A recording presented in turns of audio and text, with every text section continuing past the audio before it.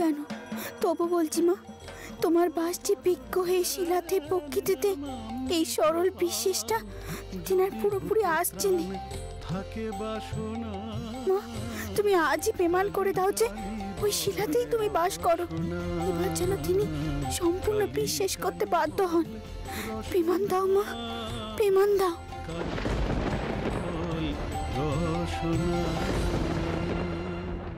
রানী, এবার এসো, তাঁবুতে ফিরতে হবে, বিশ্রাম নেবে। এসো।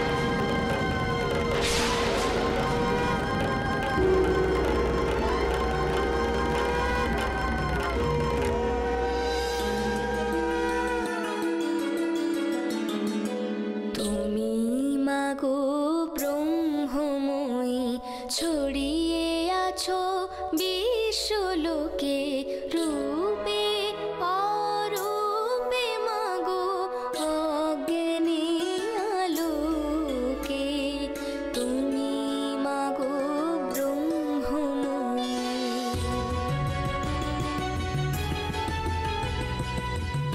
শুনলুম তোমাদের খাবার ভরা নৌকো নাকি খুঁজে পাওয়া যাচ্ছে না, তাই ভাবলুম তোমরা উপোস করে থাকবে, তাই একটু পায়েস নিয়ে এলুম গো। রাতে আর না খেয়ে শুতে হবে না। মূর্তিতে বেঁধেছি মোরা নানা দেশে নানা রূপে, মূর্তিতে বেঁধেছি মোরা নানা দেশে নানা রূপে, পুজি মোরা রঘুবীরে কৃষ্ণ কালী দুর্গা শিবে, পুজি মোরা আসলেতে মনের মন্দিরে যাকে, দেউলে বিগ্রহে খুঁজে পাই যে তাকে, তুমি মাগো ব্রহ্মময়ী ছড়িয়ে আছো বিশ্বলোকে।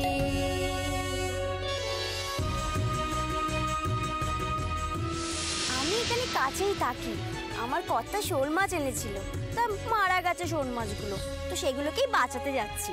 তুমি কি গো, বনা মাছ আবার কখনো বাঁচে? মনে মন্দির ওগো মন ভাবময়, মনি কালী মনি কৃষ্ণ মন শিব,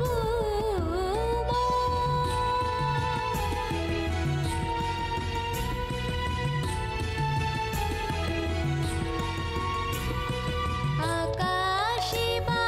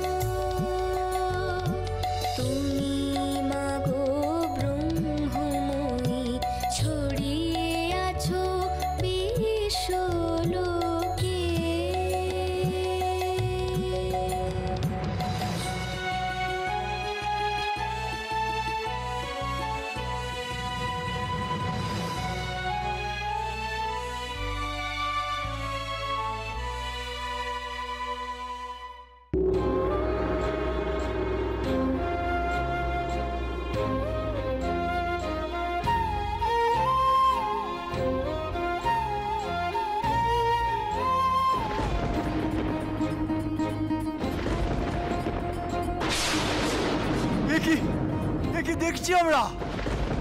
এ তো অত্যাশ্চর্য দৃশ্য। মায়ের চোখে জল।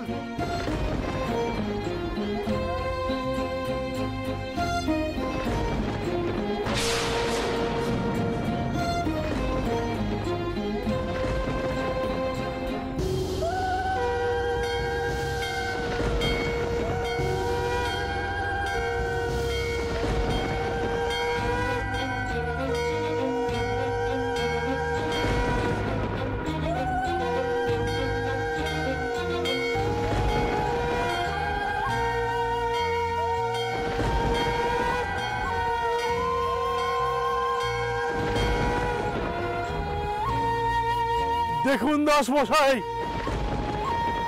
পাথর থেকেও জল পড়ে।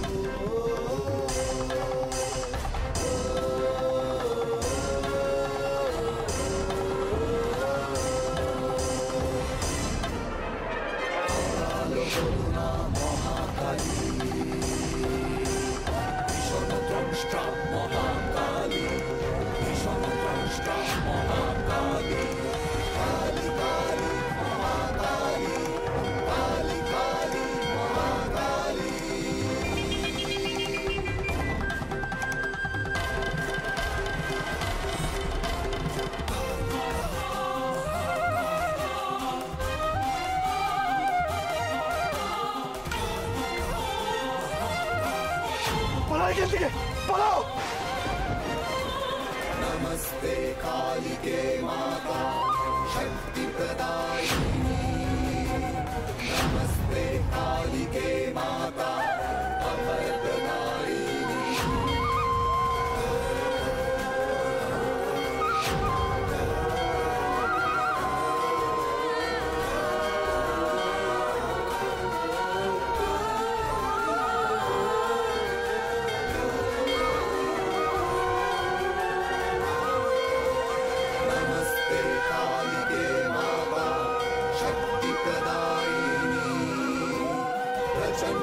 चंडिके माता अभय प्रदायिनी। काली काली महाकाली काली काली महाकाली काली काली महाकाली काली काली महाकाली। জয় মা কালী, জয় মা কালী, জয় মা কালী, জয় মা কালী, জয় মা কালী।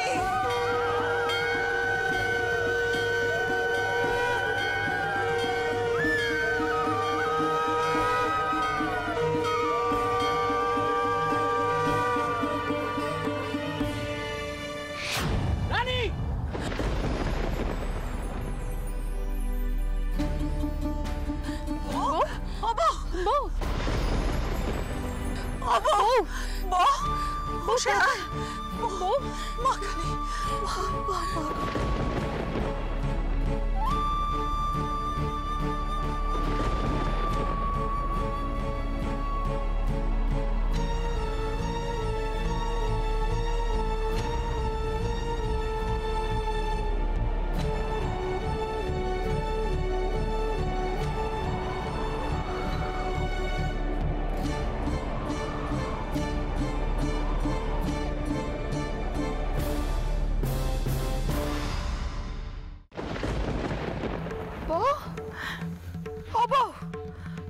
রানী, রানী, চন্দর, জলটা দে।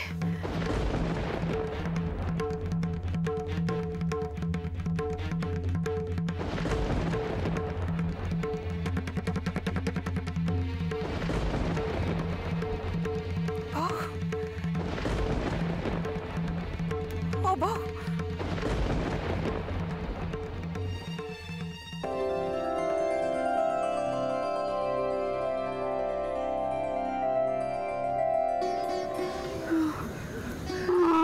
বুঝলাম তিনি অভ্যর্থ আছেন।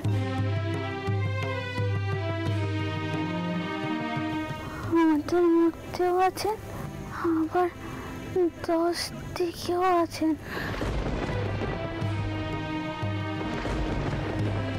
সতী মায়ের দেহকণ্ঠ যেখানে যেখানে পড়েছে সেখানে সেখানে তিনি বিরাজ করেন।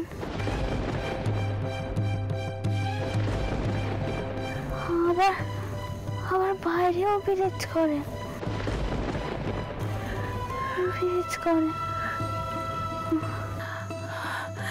হবো ঠিকই কথা কইছিস। কে বর করলো তোর উপর?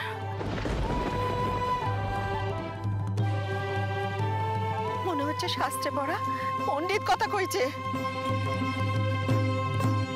ও চন্দর, আমার ভালো টেকছে নে, যা কবরেজ বদ্দিকে ডাক, যা যা। হবো হুশে ফের মা, হুশে ফের।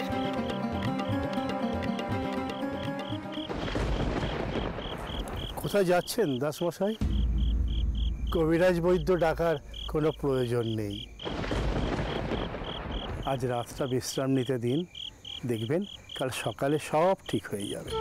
আপনি ঠিকই বলেছেন বাবা, এতটা পথের যাত্রা, তার উপর শরীরের উপর দিয়ে তার কম দখল গেল না। এবার আপনাদের তীর্থযাত্রা শেষ করুন দাসমশাই। বৌরানীমা যে উদ্দেশ্য নিয়ে এসেছিলেন তা সফল হয়েছে।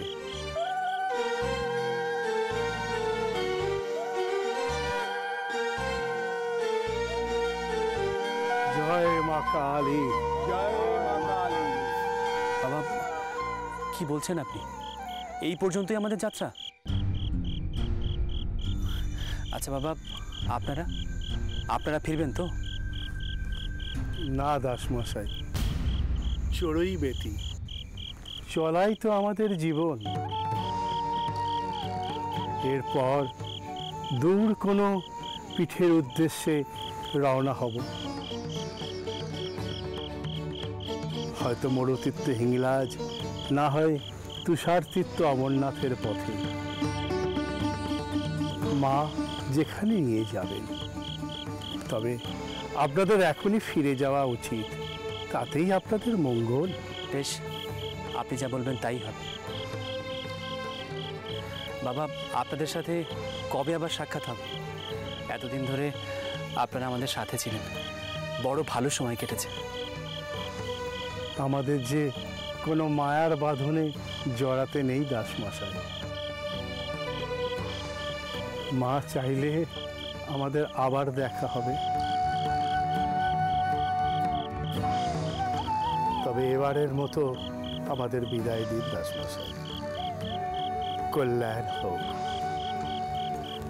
জয় মা কালী, জয় মা কালী, জয় মা কালী, জয় মা কালী, জয় মা কালী।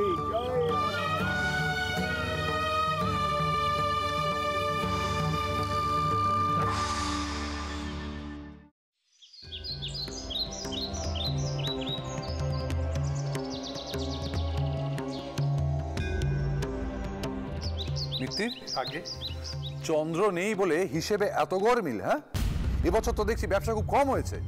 আগে কথা সেরেস্তায় নতুন একজন খাজাঞ্চি এসেছে, সেই এসব হিসেবখানা দেখেছে। না না না, এমন লোককে আমার সেরেস্তায় রেখো না। আমি চাই হিসেবটা ঠিক মতো হোক।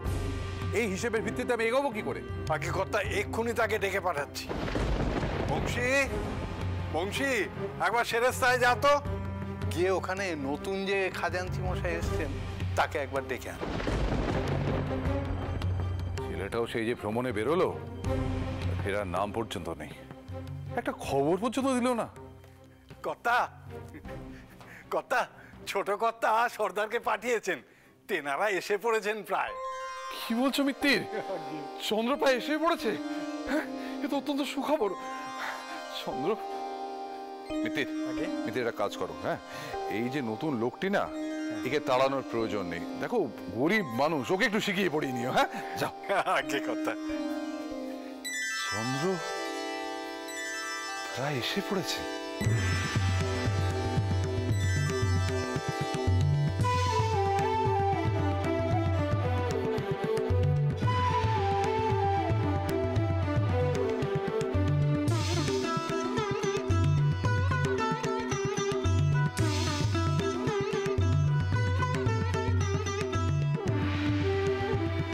সুবলা, ভালো করে গয়নাগুলো হলুদ জলে আমার সামনে চোবা দেখিনি। ইস, গয়নাগুলোর কি অবস্থা হয়েছে, সব কালি পড়ে গেছে। তুই দেখতে পাচ্ছি কোনো দিকে খেয়াল রাখিস নে, আজকাল কাজকর্মে কোনো মন নেই। এ কথা কেন কইছেন গিন্নিমা? কইব না তো আর কি বল। দেখ দেখ না, এই সব গয়নাগুলো কেমন কালি কালি পড়ে গেছে। ইস, ওই যেদিন থেকে বলেছিস দেশের বাড়ি যাবি, তারপর থেকে দেখতে পাচ্ছি কোনো কাজে তোর ঠিক করে মন নেই, কাজকর্ম সব মাথায় উঠেছে। ভালো করে কাজটা কর। তা হ্যাঁ রে, তুই যে বললি তোর জায়গায় তোর বোনজিকে দিয়ে যাবি, তা সে বিশেষই নোক তো? এই এত বড় বাড়ির কাজ তোর মতো সব দিক দেখে শুনে সামলে রাখতে পারবে? ঠিক করে কাজ করতে পারবে তো সে? পারবে গো গিন্নিমা, সে তো এখানেই কাজ করতো, ওই যে দত্ত বাড়ি আছে না। ও আচ্ছা, তা হ্যাঁ রে, বলছি তুই যে বললি সে মেয়ে নাকি তোর গায়ে থাকে? হ্যাঁ গো গিন্নিমা। গেলে খবর আছে, খবর।